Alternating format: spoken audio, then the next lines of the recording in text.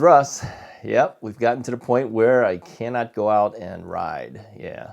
Now, there's probably going to be a few days here and there I will be able to go, but this week, didn't get a chance to do it. So because of that, we are doing what we said we would do as an emergency backup. I'm going to sit here and talk to you guys while we run some background video of things we've done in the past, all right? And that's probably going to be what's going to happen while we're not riding. So I want to talk about some things today that I think you can do while you're sitting around doing nothing either, as far as your bike is concerned.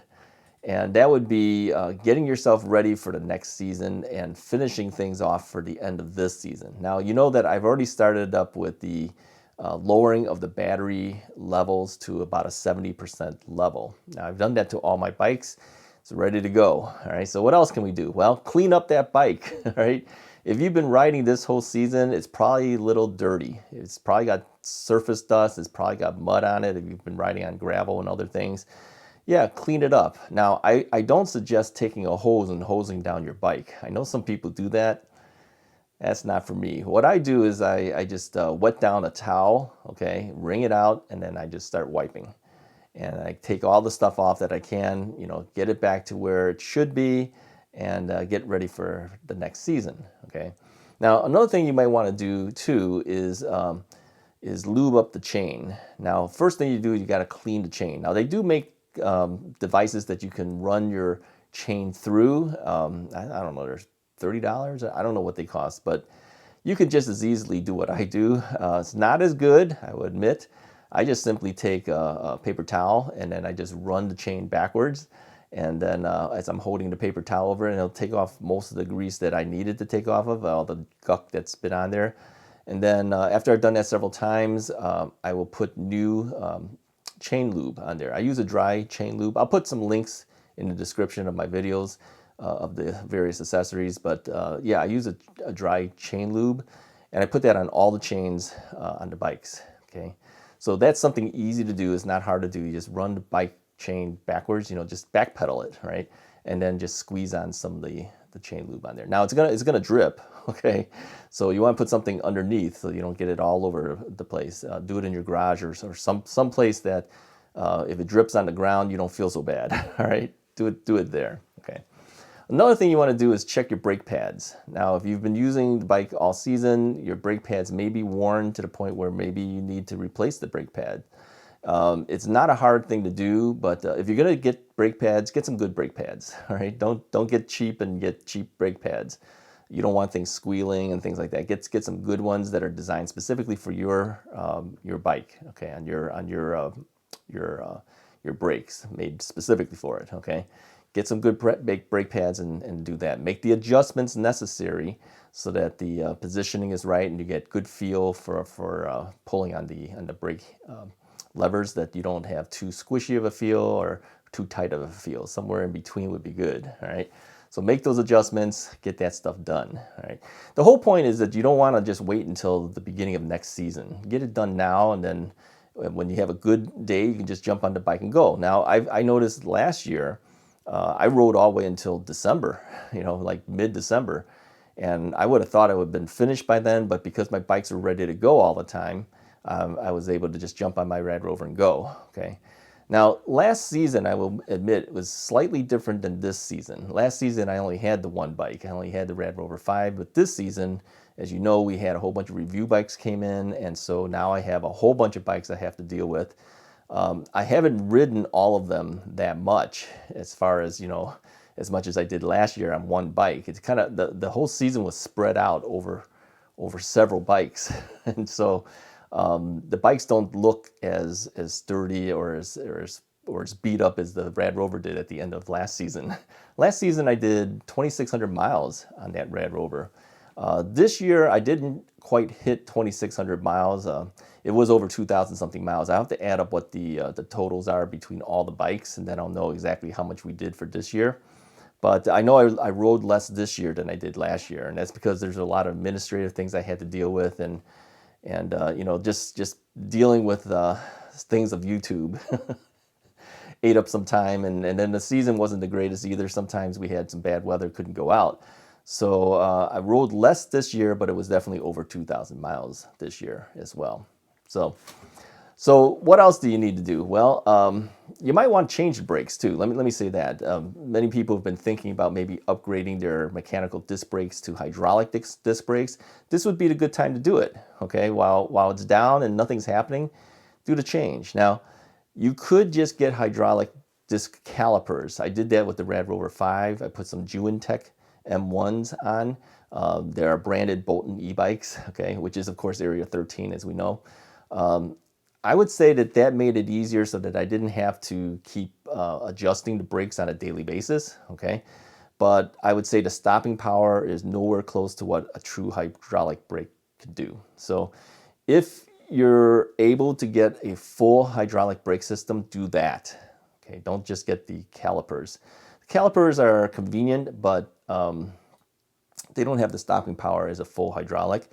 So I would suggest if you have the inkling of doing hydraulic brakes, do the full hydraulic brakes. It's worth the extra money to get that, all right? Okay, what else? Some people have been talking about maybe upgrading the chain ring on their bike. As you know, I took my Magicycle Cruiser, which I believe has a 42T chain ring on there. I moved it to 52, okay? Now, the chain ring that I put on there just barely makes it in there. It just clears the frame. I mean, it is so close you wouldn't believe it, right? If that thing was any bigger, it wouldn't clear the frame, but it does. And so my bike seems to be working fine. I did not even have to add any additional links to the chain. I just put on the chain ring and then I was ready to go. So I was lucky to do it that way. But if you decide to do this, keep in mind that any of those modifications that you do will void your manufacturer's warranties. So you may want to think about waiting until your warranty period is over before you make any modifications like this. Or if the warranty doesn't matter to you so much and you want to make a change, go ahead and do it, right? But yeah, you got to know what you're doing, and you got to make sure that that it will clear. All right. Some of them get a little close. All right. Anyways, that's one upgrade you can do. Other things you can do is if you haven't already done it, upgrade your saddle. Time to do it now. Get it ready for the next season if you haven't done it. I've used two different saddles. As you know, I have the Bikeroo saddle, the one with the elastomers, not the actual springs, but the little rubbery looking things that kind of look like springs, but they're not really springs. I use that on many of my bikes. I also have the Giddy Up saddle that was given to me. That one's actually kind of nice. It's nice and comfy. It looks really strange. It's got like big wings that hang out. But yeah, it works really well. I mean, I have it on my Cruiser, and as weird as it looks, it feels that much better. so I've left it on the Cruiser. I kind of like it being on there. So, and it's got a little LED blinking lights too on the back, which is kind of cool. So you might want to upgrade that. Now, you might want to put a suspension seat post while you're at it. I have never done this, simply because I'm pretty big, and for a suspension seat post to hold my weight, it has to be a really good one, and some of those are kind of expensive. So I decided not to, and I have a lot of bikes. So unless the post size fits in multiple bikes, I would be buying additional posts, and that would just be too much. So I've never done it. What I tend to do when I ride and I hit a bump or something, I tend to stand up on the pedals a little bit. So I keep my butt off of the seat, and that absorbs some of that shock. All right. Now, not as good as if you actually had the suspension seat post, but that's how I deal with it. All right. So what else? Make adjustments to your derailleur. Okay. If you find that your derailleur is having clinking sounds on the chain when you shift, maybe a slight adjustment needs to be done. Now, this is actually very easy to do. A lot of people don't think it would be easy, but it is. The fastest way to do it is this: as you're shifting gears, okay, maybe raise up the rear tire while you do this, while you're cranking it by hand. If you hear a clinking, all you have to do is where the cable comes into your shifter. Usually there's a little barrel adjustment there. If you just turn that cable and then lock that down, a lot of times that will take care of that slight misalignment of the gear. And you got to check it through the entire range. So go from 1 through 7 or whatever amount of gears you have. make sure each gear has a clean sound to it. And usually it's just one simple thing like that, a little adjustment on that cable, and then just, just turn it one direction or turn it the other direction. A lot of times it'll just take care of it right there. Because, unless you've made some major modifications to the derailleur itself, where you've gone in there and tinkered with the actual derailleur, a lot of times the companies have that pretty much set where it should be, but during shipment or as you're using it, it gets slightly misaligned, and usually that barrel adjustment will take care of it for you. Okay, so check that out, see if you can do that. Okay. Now, as far as tires and the like, maybe a good time to look into your tires to see if you might want to adjust, either do a tire rotation or a full exchange of tire. Now, what I did on my Rad Rover last year is at about 1,000 miles or so, I did a tire rotation. I took the back and put it to the front, took the front, put it to the back. Now the back will wear out faster than your front typically, because that's where additional weight is where your drivetrain is at as well. So when I moved that tire to the front, I kind of felt that I wasn't getting enough good steering on it. I didn't trust my steering because it was kind of more worn out. So at 1,000 miles, I actually swapped out to a brand new tire in the front, and I used the old tire from the front. It became my tire in the rear. So I had a new tire in the front, old tire in the rear, okay? And then what I decided to do is I would just leave that, and then when the rear tire finally would wear out, which was about 2,600 miles, I just put a new tire on the rear. So now I have a new tire on the rear and one other tire that has about 16 extra 100 miles on it in the front. Okay, so it's kind of misaligned again, but I figured by the time I'm ready to change out all of them out again, the rear tire will wear out again. Then at that point I can change both tires at the same time. This is just how I do it, but everyone does it a little bit differently. Okay, so yeah, you're gonna need some tools to do this. And then you got to have some patience to do it too, because taking the rear tire off is not the easiest thing in the world to do. All right. Doing a front tire is not that hard. If you ever changed a flat, it's kind of the same thing.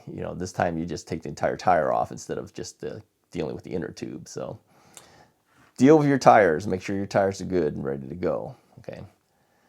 All right. One last thing I want to talk about, and this is something you probably should have already done by now. If you haven't done it by now, go get yourself some mirrors. Okay. If you haven't put a mirror on your handlebar, go get some. I like putting at least the left side view mirror on, because you're going to use that more than probably the right. But yeah, get some mirrors. I know a lot of you guys haven't done it. Many of you guys have, but get some mirrors. Now, I've been lucky. Magicycle supplied me with mirrors on my Magicycle bikes, but I also like the half-knee mirrors. So I'll have a link in the description of the video.